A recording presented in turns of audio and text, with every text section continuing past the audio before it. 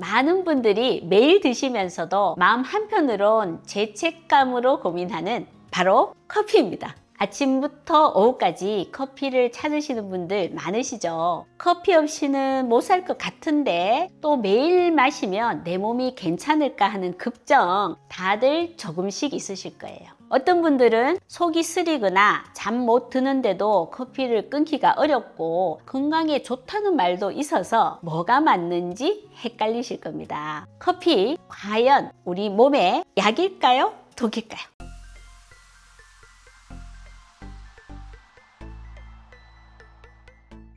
안녕하세요. 이웃집 닥터 김혜연 원장입니다. 많은 분들이 커피의 부정적인 면을 먼저 떠올릴 수 있지만 꼭 그렇지만은 않습니다. 제대로 알고 적당히 마시는 커피는 우리 건강에 놀라운 이점들을 가져다 줄 수 있다라는 보고들이 많아요. 첫 번째로 커피는 아주 강력한 항산화제입니다. 커피에는 폴리페놀, 특히 클로로겐산 같은 좋은 항산화 성분들이 아주 풍부하게 들어있어요. 이런 성분들은 우리 몸속에 세포가 손상되는 것을 막아주고 염증 반응을 줄여주는 아주 중요한 역할을 합니다. 두 번째로 특정 질병의 위험을 낮추는 효과도 우리가 주목해 볼 만합니다. 여러 연구들을 종합해 보면 하루 4잔 정도의 커피는 제2형 당뇨의 발병 위험을 크게 낮추는 것으로 나타났습니다. 이런 효과는 디카페인 커피에서도 비슷하게 관찰되기도 해서 단순히 카페인만의 효과는 아니라는 것을 알 수 있죠. 그리고 간 건강에도 커피는 아주 좋은 친구가 될 수 있습니다. 커피를 꾸준히 마시는 분들은 그렇지 않은 분들에 비해서 간 효소 수치가 건강한 범위 내에 있을 가능성이 더 높다라는 보고들도 있고요. 비알코올성 지방간 질환이나 간 섬유화, 심지어 간암의 발생 위험을 낮추는데도 긍정적인 역할을 한다는 연구들이 아주 많습니다. 우리가 나이 들면서 걱정하는 파킨슨병 같은 신경퇴행성 질환의 위험을 줄이는데도 도움을 줄 수 있다라는 연구들도 꾸준히 나오고 있습니다. 일부 연구에서는 인지 기능을 개선하고 기억력을 좋게 하는데도 긍정적인 영향을 줄 수 있다라고 해요. 이외에도 전체 사망률 감소와 관련이 있다거나 특정암, 자궁 내막암이나 대장암과 같은 암의 발생 위험을 낮춘다라는 보고들도 있습니다. 우울증의 위험을 낮추는데도 도움이 될 수 있다라는 연구 결과도 있고요. 중요한 것은 이러한 커피의 좋은 효과들이 단순히 카페인 한 가지 성분 때문만은 아니라 커피 콩 속에 들어있는 다양한 생리활성 화합물들이 복합적으로 좋은 작용을 하기 때문이다라는 점입니다.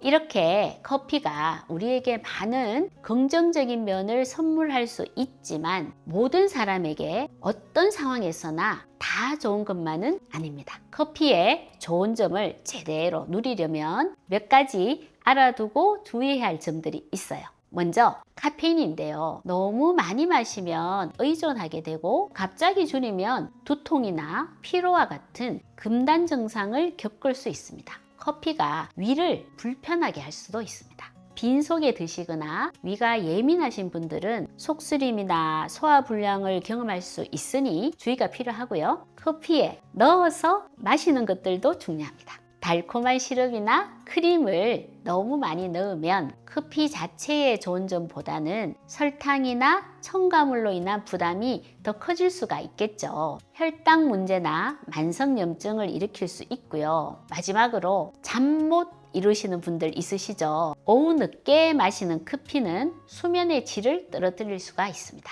좋은 잠은 우리 몸의 회복에 필수적인 만큼 커피 마시는 시간도 신경 써 주시는 것이 좋습니다.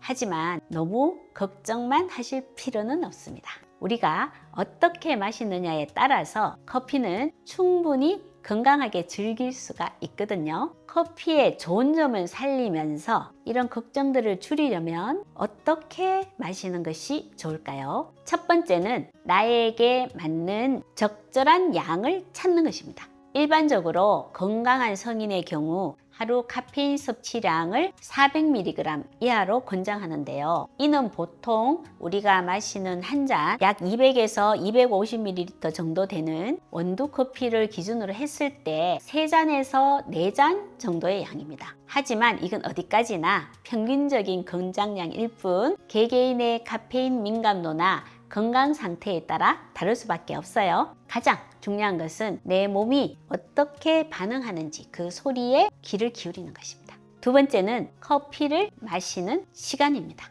아침에 일어나자마자 빈속에 커피부터 찾으시는 분들 많으신데요. 우리 몸은 아침에 코티솔이라는 스트레스 호르몬을 분비해서 자연스럽게 잠을 깨우는데 이때 바로 커피를 마시면 코티솔 시스템에 과도한 자극을 줄 수 있습니다. 기상 후 한두 시간 정도 지나서 안정된 후에 커피를 드시는 것이 좋습니다. 무엇보다 중요한 것은 늦은 오후나 저녁 시간에는 커피를 피하는 것입니다. 카페인이 우리 몸에서 완전히 빠져나가는 데는 생각보다 오랜 시간이 걸리기 때문에 수면의 질을 떨어뜨릴 수가 있습니다. 최소 잠자리에 들기 6시간 전에는 커피 섭취를 마무리하는 것이 좋습니다. 세 번째는 커피의 종류와 첨가물을 신경 쓰는 것입니다. 이왕이면 설탕이나 시럽, 크림과 같은 첨가물이 없는 블랙커피의 형태로 드시는 것이 커피 본연의 이점을 누리면서 불필요한 칼로리나 당분의 섭취를 줄이는 가장 좋은 방법입니다.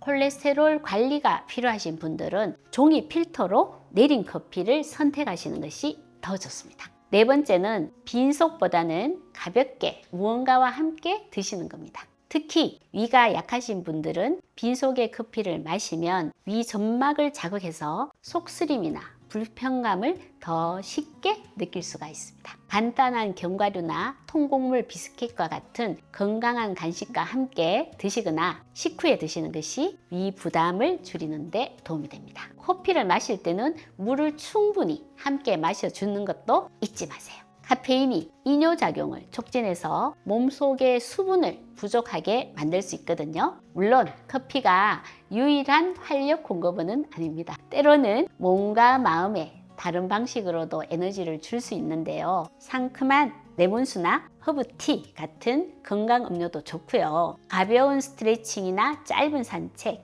햇볕 쬐기, 좋아하는 음악을 듣거나 가벼운 운동을 하는 것도 기분 전환과 함께 자연스러운 활력을 더해줄 수 있습니다.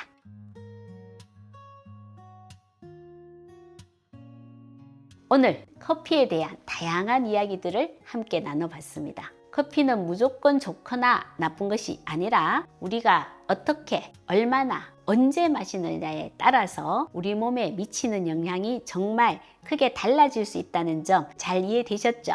가장 중요한 것은 내 몸의 소리에 귀 기울이는 것이라는 점도 꼭 기억해 주시고요. 오늘 내용이 여러분의 건강한 생활에 조금이나마 도움이 되셨기를 바랍니다. 지금까지 여러분의 건강주치의 이웃집 닥터 하이메버의원 김혜연이었습니다. 감사합니다.